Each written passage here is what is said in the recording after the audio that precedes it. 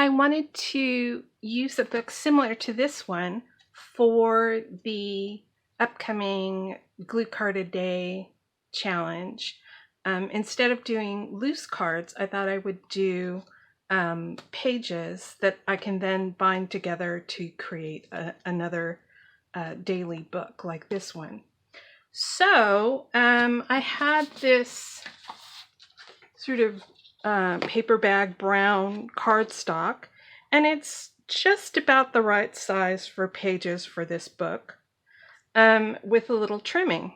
So I trimmed down 30 pages to the right size for this book, plus an extra inch over here. I took my paper cutter and used a scoring blade to just score a line 7 inches from the edge.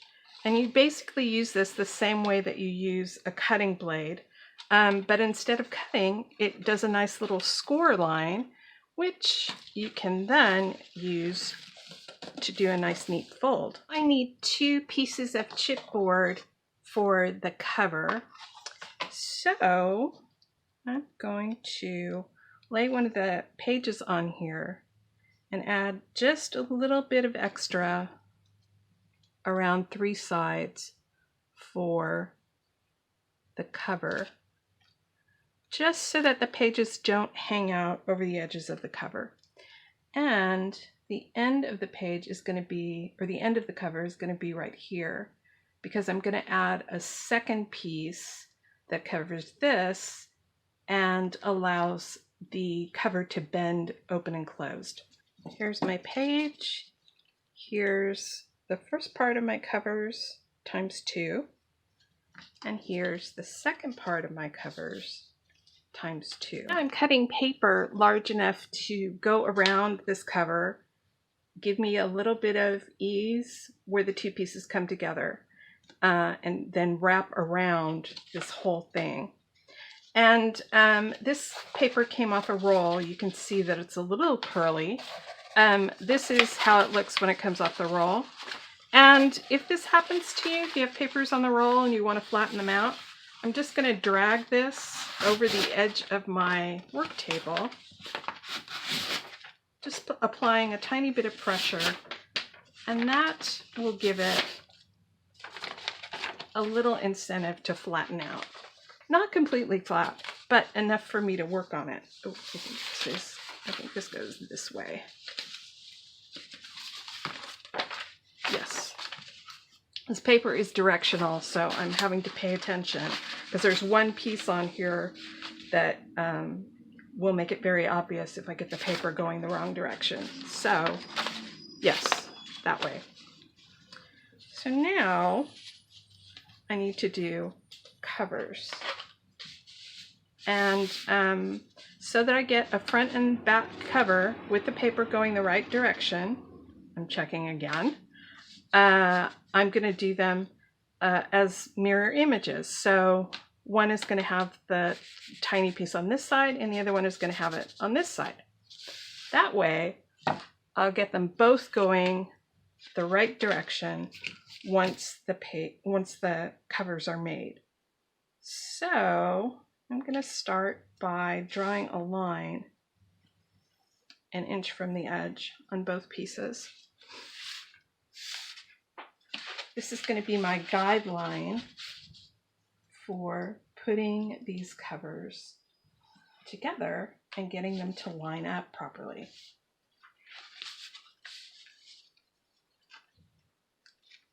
So we don't really want to leave a lot of room between the 2 pieces.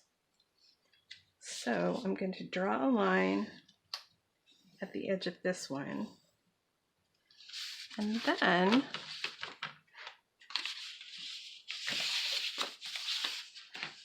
I'm going to do 1/8 of an inch, just the tiniest little smidge of distance in between.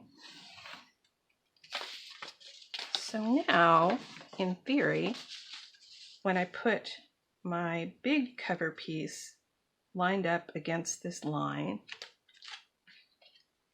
and my little cover piece lined up against this line, I will have something that comes out remotely square.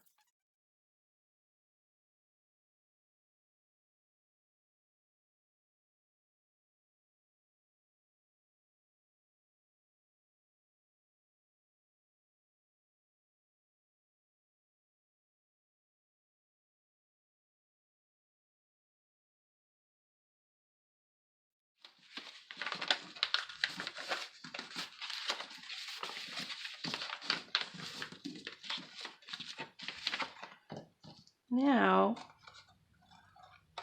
I'm going to cut very close to the edge, not completely up against it. The general rule of thumb for this is you want to leave as much distance from the board as the thickness of your paper, which is sometimes hard to judge. So I tend to leave a little bit more and do an extra fold to miter my corners. And if you want to, you can trim a little closer. Some of this is excessive. You don't need all that paper.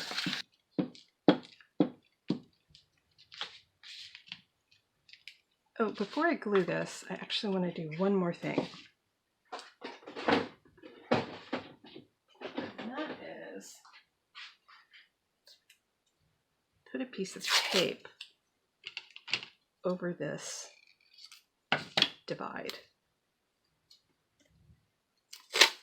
If I was doing fancy bookmaking, I would use some kind of nice Japanese tape to do this, but masking tape will get by because this is just a quickie glue book and I'm not going to worry about it. And I do that just to reinforce, because I don't want this book to fall apart because there's just a layer of paper holding it together. That would be bad. So a little extra tape just to reinforce it.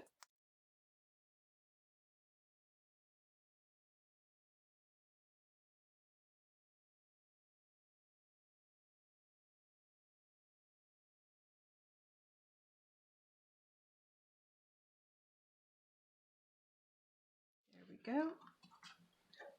And look at that. Nice little foldy. I think this is the back cover. Yeah. Nice little foldy bit. So here are my covers. And I just cut a piece of cardstock, just slightly smaller than the size of each cover. And I'm going to apply it with a little glue stick.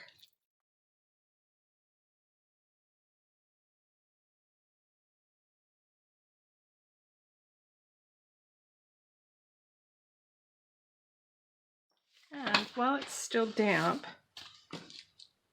I'm just going to do a little bend.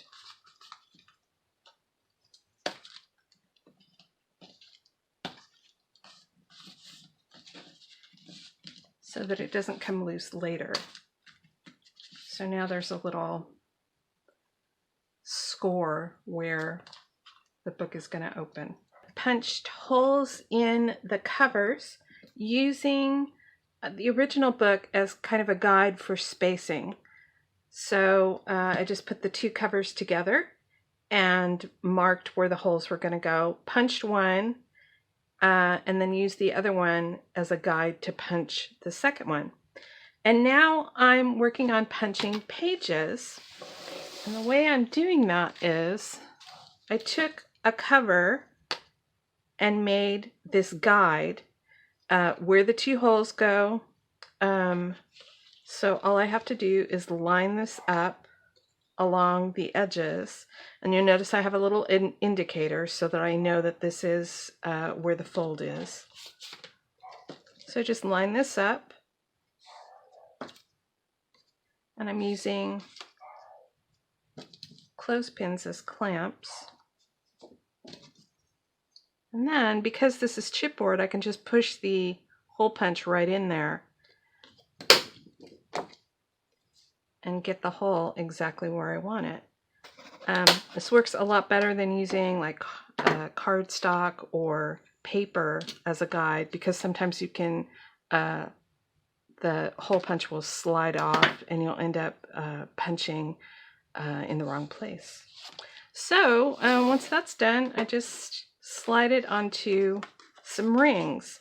And this is kind of my temporary way of holding the book together while still allowing me to remove pages as I want to work on them and then add them back in.